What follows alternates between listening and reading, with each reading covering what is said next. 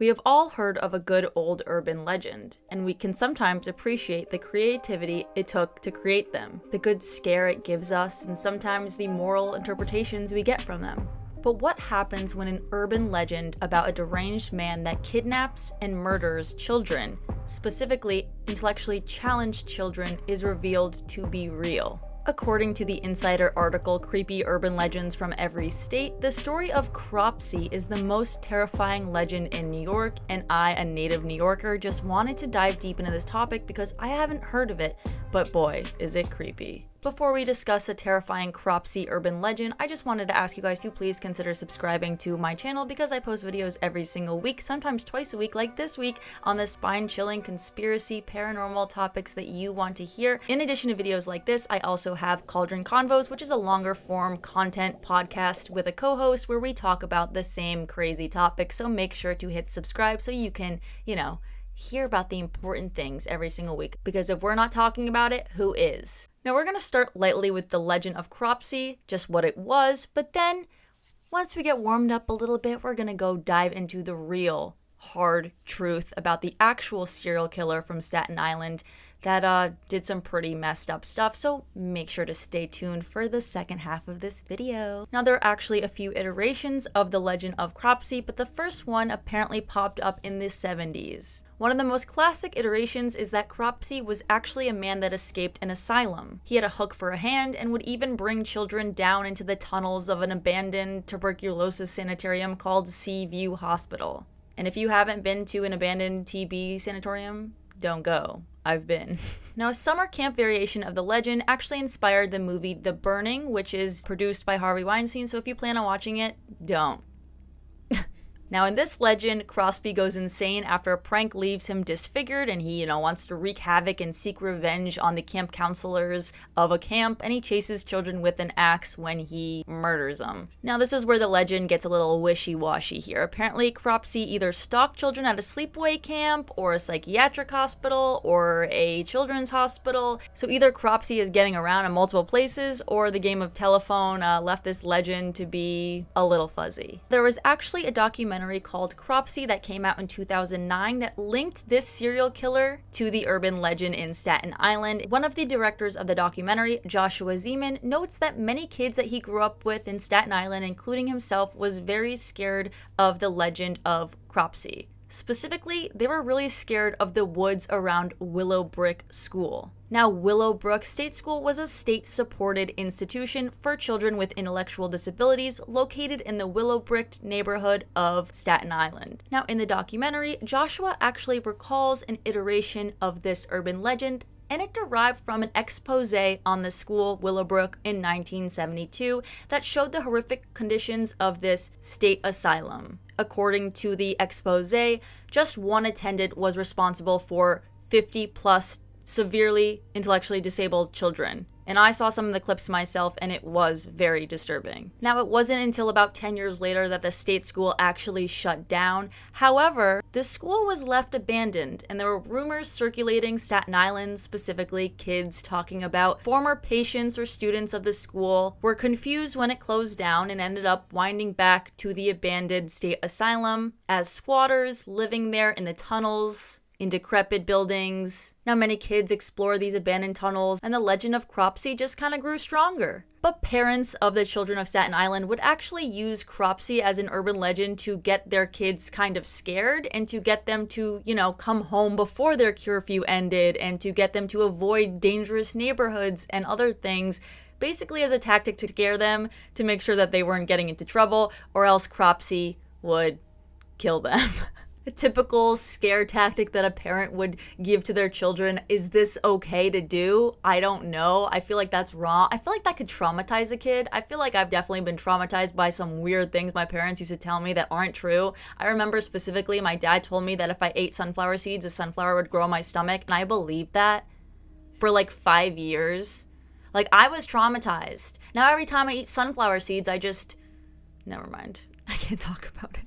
Too soon. I mean, good thing it's not my problem. I'm not a parent, so I don't have to deal with whether it's moral or not to scare your children into avoiding serial killers and coming home on time. And also, camp counselors would tell this to their campers around a nice little campfire as a scary, spooky story, and also as ways to, scare them too, so they would go to bed on time and not explore the woods by themselves. Now, according to the documentary Cropsey, the Legend of Cropsey turned out to be Staten Island's worst nightmare. Now, the legend that they used to use as a scary story to tell around a sweet little campfire to make s'mores, and a tactic that parents would use to scare their children into coming home on time, ended up turning horrifically true. In 1972, 5-year-old Alice Pereira went missing. Now, the prime suspect of this case was a man named Andre Rand. Now, Andre Rand was actually born as Frank Rushin, but because of so many troubles with the law, he ended up changing his name a couple of times. And according to his sister, he was not abused by a child.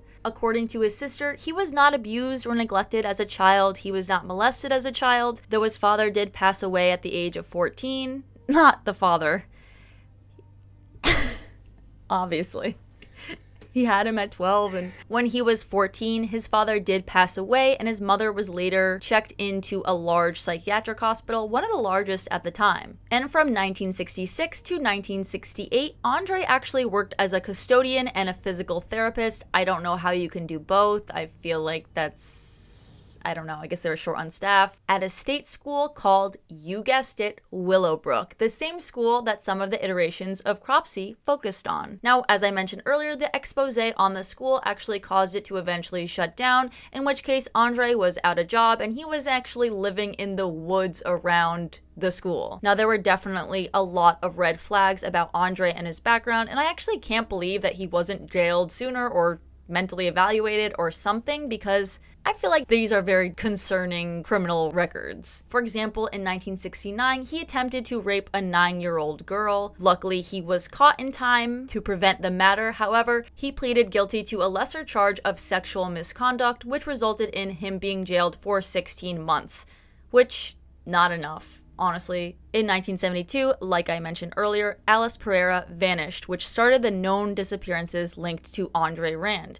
In 1979, Rand was accused of sexually assaulting a young woman as well as a 15-year-old girl, but they for some reason dropped the charges, so he wasn't charged or put in jail for this crime. In 1981, another girl named Holly Ann Hughes, who was only 7, was also found missing. And eyewitnesses reported they saw Rand pull up to Holly and her friend and pulled Holly into his Volkswagen and drove off with her. But since there was no other evidence, he wasn't charged with her disappearance until 2004, over 20 years later. In 1983, when Andre was 39 years old, he picked up 11 children from the YMCA in a bus, asked them to come play, go get food with him, whatever, ended up going to White Castle, and then took them to Newark Airport for some weird reason. Not sure if this is connected, not sure if he wanted to take them on a plane somewhere, but given that he was homeless, I'm not sure how much he was connected to the child trafficking industry. Luckily, none of the children were harmed, and police caught him, and he was jailed for that for 10 months, which I don't even think that's enough time. I think that's very weird, and they definitely should have been required to do multiple mental health evaluations on this man. If you're taking a bus of 11 children you don't know to White Castle and Newark Airport, and you only spend 10 months in jail, but people are jailed for possession of marijuana for like 20 years? Are you kidding me? What's going on? Now, just 12 days after he was released from prison, another young girl unfortunately disappeared in Staten Island. Her name was Tiahease Jackson, and she was reported missing after her mother sent her to purchase some food, and she never came back. And he was questioned immediately, but again, they had no hard evidence, so he was eventually let go. In 1984, Hank Gafforio was reported missing after he did not come home. Gafforio was mentally impaired and had a low IQ of 70. At the time of his disappearance, he was 22. Now, eyewitnesses reported that they last saw Gafforio with Rand in a local diner in the early morning hours, but his body was never found and hasn't been found yet. Rand was also not charged with the disappearance of Hank. Then, in 1987, a child with Down syndrome, Jennifer Schweiger, went missing. There were many organized searches to find Jennifer. They would look in the tunnels, in the parks, in the forest, in the woods of Staten Island, but couldn't find her for about a month. Now, 2 witnesses confirmed that they saw Jennifer walking around with a middle-aged man, and they described him to have a woman's green bicycle with a basket on it. Now, a resident of Staten Island actually saw Rand in a grocery store. He noticed him because of his previous record, and he saw him buying baby food in the grocery store and also returning on a green bicycle with a basket. Rand was taken in and questioned yet again, but they didn't have solid evidence to charge him, so they had to release him yet again. Now, Staten Island now had rumors swirling around that Andre was actually working with someone else and maybe hiding Jennifer in the tunnel system of this school to transport her at nighttime when the searchers weren't looking everywhere. Finally, a retired firefighter that was volunteering in the search noticed clay balls in a certain area, and after digging under that spot, they did find Jennifer's body. Her body was found just 150 yards away from a campsite that they later confirmed was Andre's. He was charged with kidnapping for this crime. However, because jurors couldn't reach a verdict, he was not charged with the murder of Jennifer. His charge of kidnapping landed him 25 years to life in prison. Now, after Jennifer's confirmed kidnapping and murder, police started digging up and looking back into the cases of the disappearances of children on Staten Island. Staten Island. In 2004, Rand was brought to trial again and was charged with the kidnapping of Holly. He was sentenced to another 25 years in prison, meaning that he isn't eligible for parole until 2037, aka when he is 93 years old.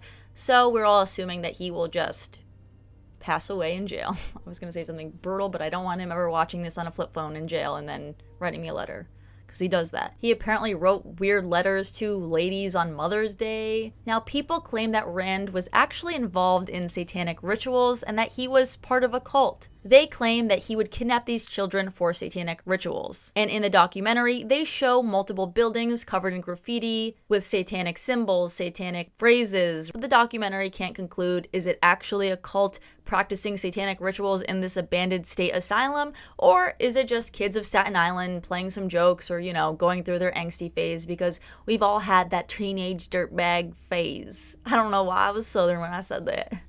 Yeehaw.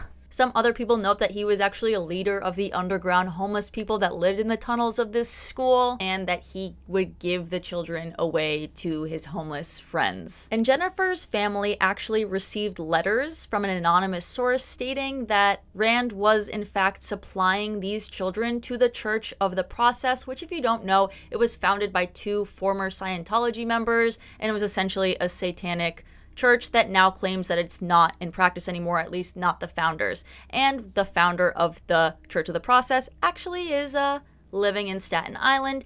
However, it was found out who wrote this anonymous letter, and apparently she is actually a Christian figure in Staten Island that people actually follow, but she claims that she's had visions of this, and it's not like confirmed. She has confirmed evidence. It's just kind of like she saw the devil and she saw Rand with the devil, and that's how she knows that he's satanic. So who knows? And some people will even claim that Rand is actually not guilty at all. Maybe they have the wrong guy. And to this day, Rand won't say that he is guilty. Now, before the documentary was released, the directors of the documentary actually had contact with Rand himself. They had multiple phone calls with him and letter correspondences, and they actually went to visit him because he agreed, but he stood them up. So they weren't able to get anything out of that visit. And when they went to interview his sister said that Rand only reaches out to her when he needs something, and that he is most likely manipulating them. Another theory is that Rand wanted to cleanse the world of mentally ill children. Now, I do believe that he is guilty. However, there is a part of me that wonders if there is no real evidence or DNA to prove that he actually murdered them. I'm not positive that I can conclude that he did, but given he was previously charged with sexual misconduct with a 9-year-old girl, I frankly don't care that he's in jail.